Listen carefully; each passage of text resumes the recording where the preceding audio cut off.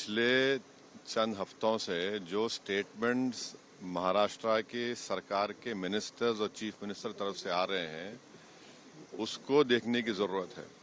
और सबसे बड़ा प्रोवोकेशन तो वो सत्ता में है, गवर्नमेंट में है, और गवर्नमेंट प्रोवोकेटिव स्टेटमेंट्स दे रही है।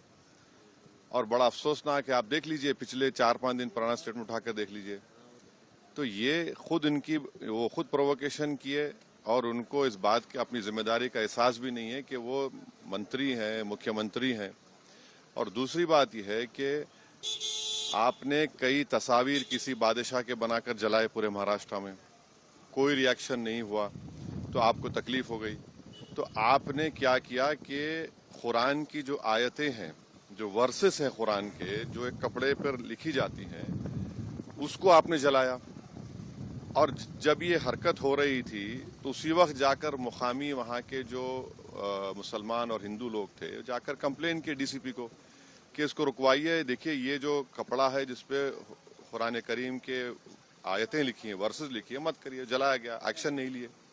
उसके बाद शाम में ये सब चीजें हुई। मैं उसका कंडेम करता हूँ वायलेंस का, मगर इसको टोटल देखिए आप कि जो स्टेटमेंट्स एमिनेट हुए हैं, जो स्टेटमेंट दिए गए हैं मिनिस्टर्स की तरफ से, अभी भी दिए जा रहे हैं, भाई आप रूल ऑफ लॉ को फॉलो करिए ना। आप तो भारत के संविधान पर आपने ओथ लिया है, तो आप कैसे प्रोवोकेटिव स्टेटमेंट्स क्यों दे रहे हैं आप? भाई मुझे किसी चीज कोई चीज पसंद नहीं है, आपको कोई चीज पसंद नहीं है, तो कोई भी अपनी नापसंद का इजहार कानून को हाथ में ले करेगा क्या? ये देखने की जरूरत है। तो ये बहुत गलत हो रहा है, सरकार की जिम्मेदारी है, ये सरकार की गलती है, इंटेलिजेंस की फेलियर है। उस जगह जहां से महाराष्ट्र के मुख्यमंत्री आते हैं, और ये जो वायलेंस हुआ है हमारे केंद्र मंत्री के घर के करीब है पूरा, ये बड़ी गलत बात हो रही है।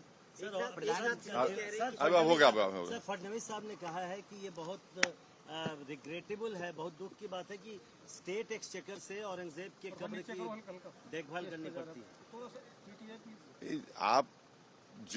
आप सत्ता में हैं, आपके जो आइडियोलॉजी है उसको बाजू रखिए। आपकी आइडियोलॉजी होने चाहिए भारत का कॉन्स्टिट्यूशन और रूल ऑफ लॉ को अपहोल्ड करना। 6 दिसंबर 1992 को क्या हुआ और उसके बाद सुप्रीम कोर्ट ने उसको एग्रीगियस एक्ट कहा, तो आप देख लीजिए। हुकूमत आपकी है, मंत्री आप हैं, रूल ऑफ लॉ आपको फॉलो करना है और आपको कॉन्स्टिट्यूशन के लिहाज से अपनी हुकूमत चलाना है।